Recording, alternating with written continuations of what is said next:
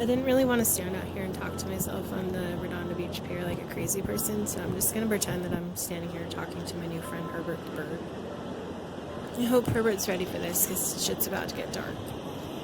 So this predator was an adult who had volunteered on Seven Cups for maybe about 2 years. He'd worked his way up high into the leadership ranks of the volunteer listeners. He's someone who was active on the site every day, heavily involved in the teen side, one of the cool ones who had a lot of friends in the teen community who supported him, and he supported them back.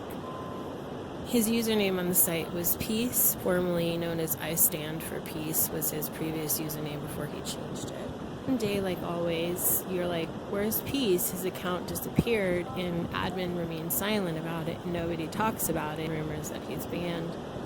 Figure Peace was a pretty cool guy. He must have been banned for something stupid and silly. You never really know the truth. Somebody like who is very active on the site just ends up disappearing one day.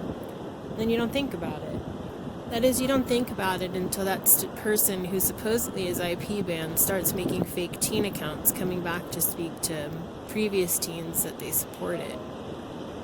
I was close to Peace before his ban, so of course he started messaging me from his fake teen accounts that he had made, and he was trying to get my offsite information, telling me he was unfairly banned. All he'd really tell me was some vague information about how a girl's parents contacted Seven Cups and made up stories about him, and Seven Cups would give him an opportunity to explain this.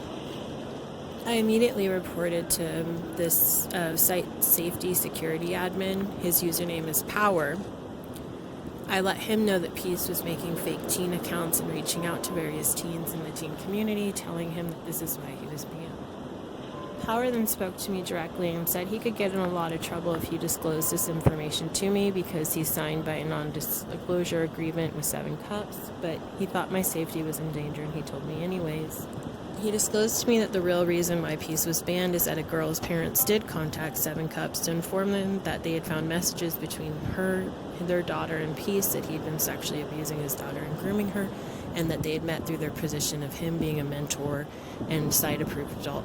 I asked Power what was done, and he said if Peace was in the United States, he'd very likely be in jail, but because they lived in different countries, I believe India or something, that Seven Cups was not responsible and would not help the girl's parents or abuse in any way. I then proceeded to ask Power, so Seven Cups does nothing about this, and he said, yes, you're correct. Seven Cups, it's not their liability, they don't have to do it. The victim that Peace was sexually abusing was 14 years old, and Peace was an adult.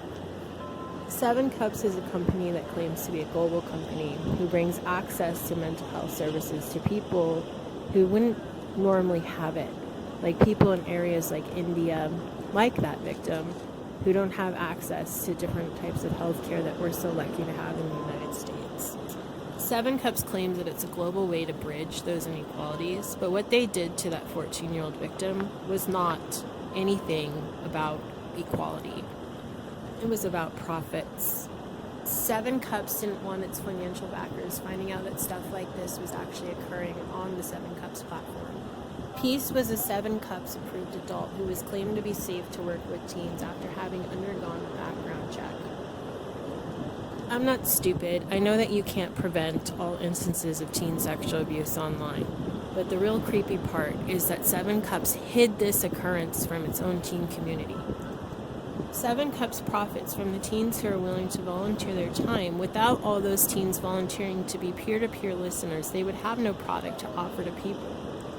It's not okay that Seven Cups didn't issue a warning to its teen volunteer communities that predators like Peace are actively using the site to hurt people.